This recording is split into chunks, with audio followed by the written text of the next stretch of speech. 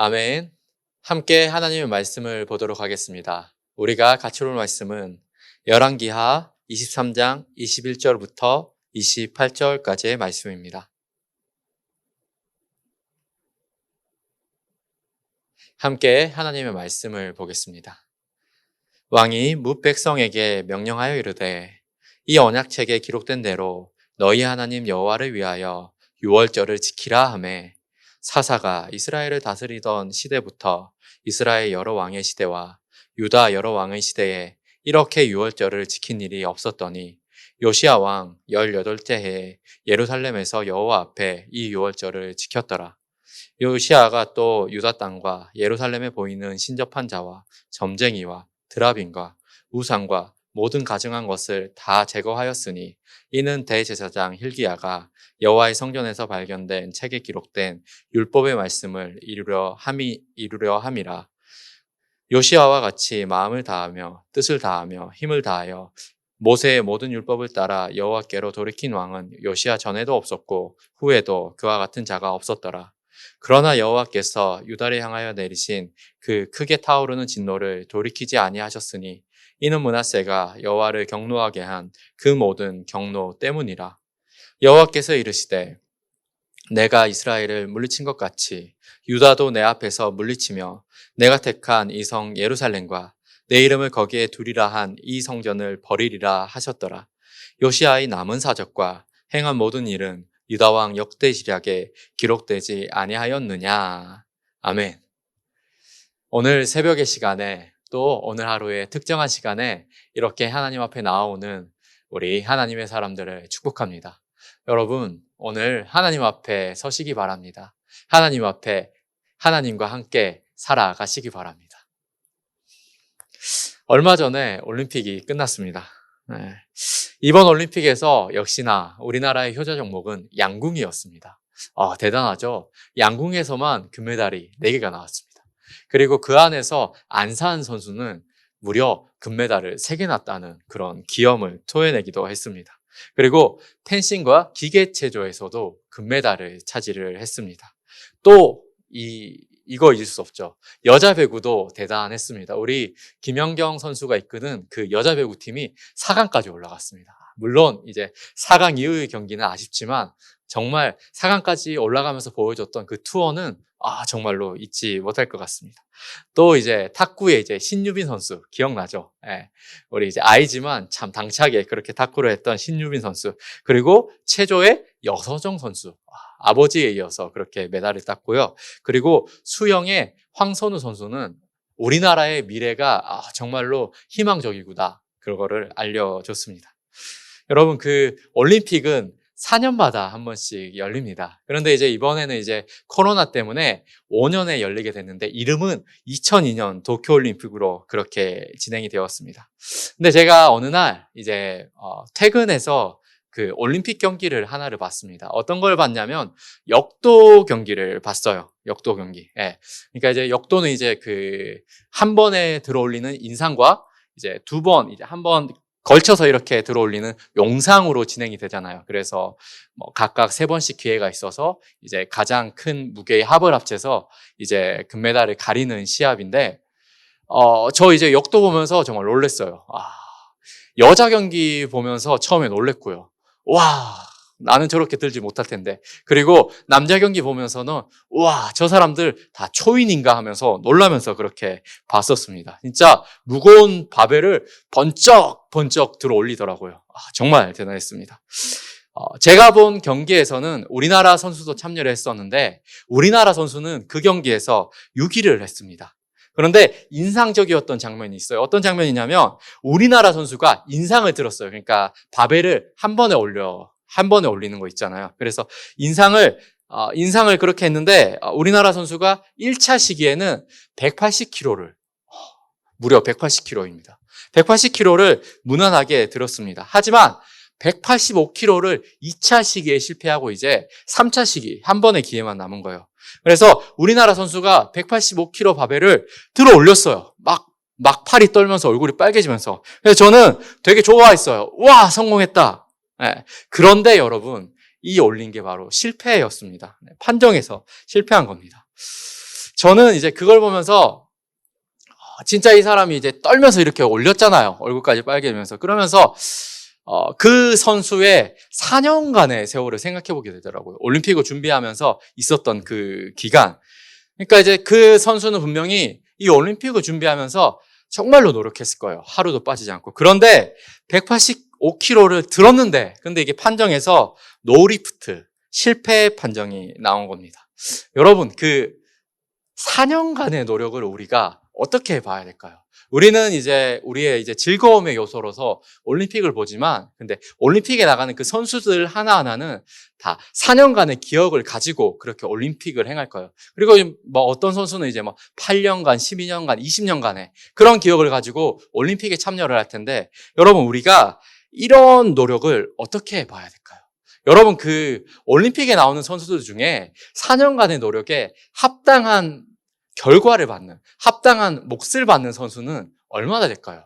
여러분, 사실 우리가 메달을 딴 선수들, 그런 선수들에 주목을 하는데 사실은 올림픽마다 매 경기마다 예선부터 참가하는 선수들은 아주 많이 있습니다. 대부분은 이제 메달을 따지 못하는데 여러분, 이들의 노력을 우리가 어떻게 봐야 될까요? 여러분, 저는 이게 우리의 신앙생활과 비슷하다라는 생각을 하게 되었습니다. 아쉽게도 우리 하나님은 램프의 요정 지니가 아닙니다. 그리고 자판기 같은 분도 아닙니다. 그러니까 뭐냐면 우리가 어떤 신앙의 행위, 여기 행위뿐만이 아니에요. 우리가 어떤 신앙에 관해서 올바른 마음을 가진다고 해서 우리가 기대하는 결과가 주어지지 않아요. 램프의 요정 지니처럼 그렇게 말한 대로 주어지지도 않고 자판기처럼 500원을 넣으면 500원짜리, 1000원을 넣으면 1000원짜리가 나오지 않습니다. 아마도 여러분들 삶에도 이런 예는 무수히 많을 겁니다. 오늘 본문 말씀에서는 요시야라는 왕이 등장하고 있습니다. 여러분, 요시야 왕이 어떤 왕인지 우리가 성경 말씀을 통해서 보도록 하겠습니다. 25절 말씀에서는 성경은 이렇게 평가하고 있습니다. 요시야와 같이 마음을 다하여 뜻을 다하며 힘을 다하여 모세의 모든 율법을 따라 여호와께로 돌이킨 왕은 요시야 전에도 없었고 후에도 그와 같은 자가 없었더라. 아멘. 여러분, 성경의 평가는 확실합니다. 전무후무한 왕이었습니다. 그와 같은 왕은 없었습니다. 그는 제2의 다윗왕과 같은 모습으로 성경 안에서 칭찬이 가득한 왕입니다.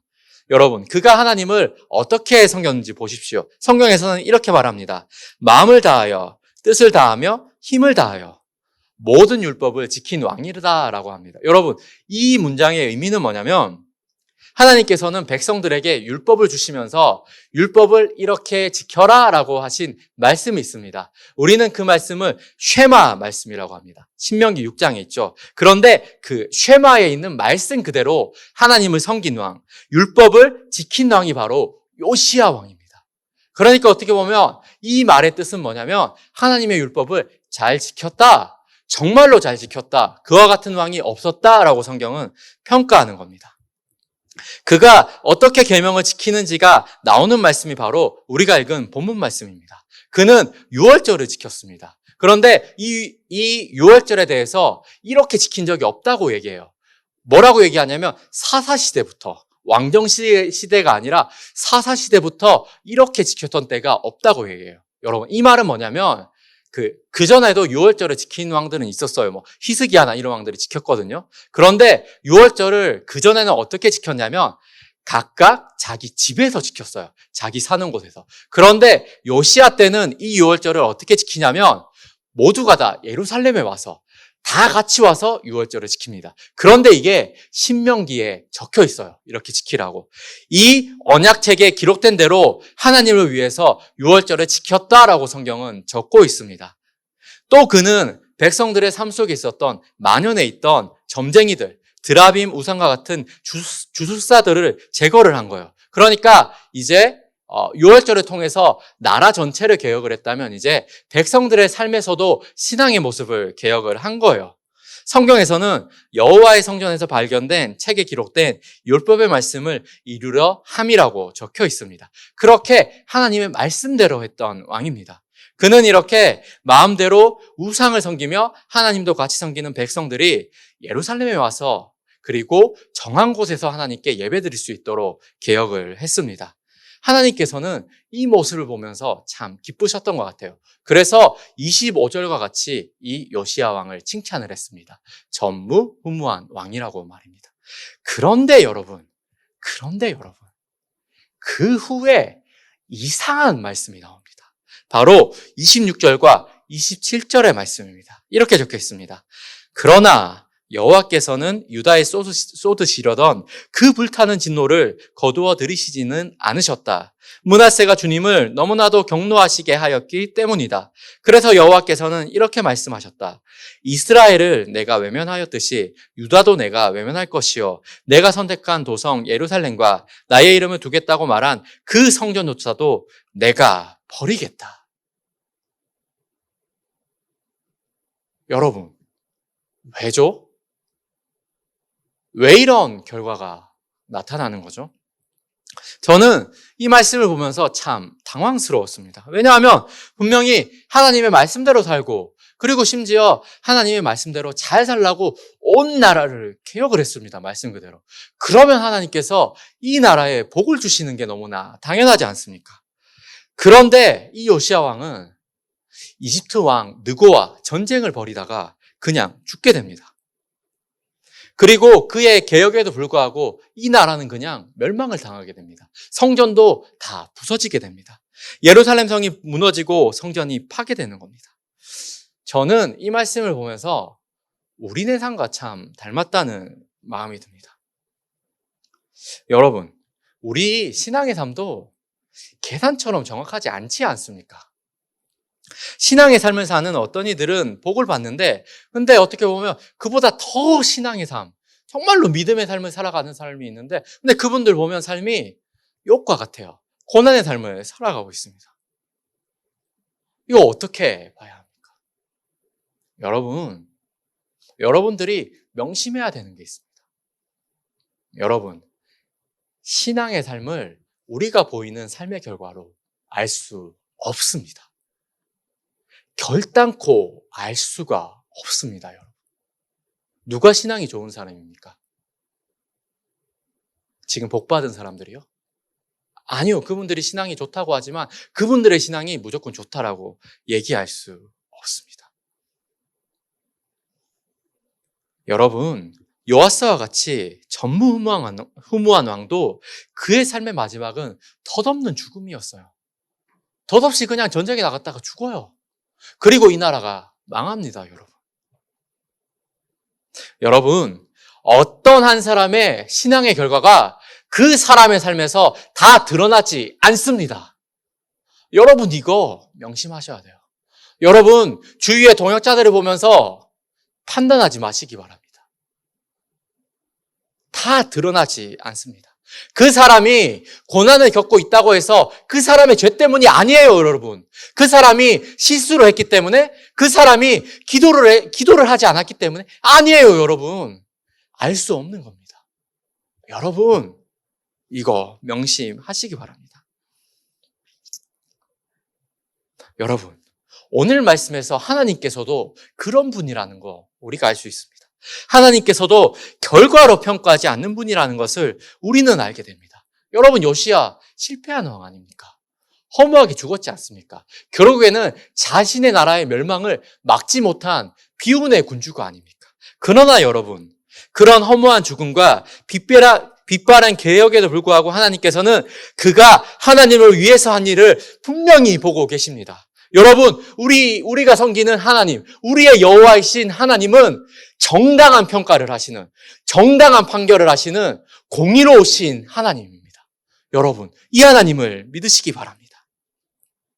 여러분, 올림픽은 4년간의 노력이 있습니다.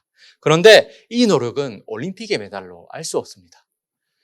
그날 당시에 그의 심리 상태, 그날 당시에 그의 컨디션에 따라서도 메달색이 바뀔 수 있고 그가 어떤 결과를 낼지를 모르는 게 바로 올림픽입니다. 여러분, 우리의 삶도 마찬가지입니다. 하나님을 믿으면서 그 삶에서 치열하지 않은 이가 누구이겠습니까? 다만 우리는 믿고 살아갑니다. 나의 삶을 똑바로 봐주실 분이 계시다. 나의 과정을 봐주시는 분이 계시다. 여러분, 그게 바로 우리의 하나님입니다. 여러분, 이 하나님을 믿으시는 우리 온누리 비전교회 되시기를 간절히 바랍니다. 기도하겠습니다. 하나님, 우리가 하나님을 잘 믿을 수 있기를 원합니다. 우리가 하나님도 판단하지 않는 이들을 판단하지 않을 수 있도록 주님께서 우리를 도와주시옵소서. 하나님 또한 우리의 삶을 정당하게 평가해 주시는 하나님이 계시다라는 것을 우리가 믿을 수 있도록 우리 하나님께서 도와주시기를 원합니다. 하나님, 우리 온누리 비전의 가족들 오늘 하루도 함께하여 주시옵소서. 모든 것 맡깁니다.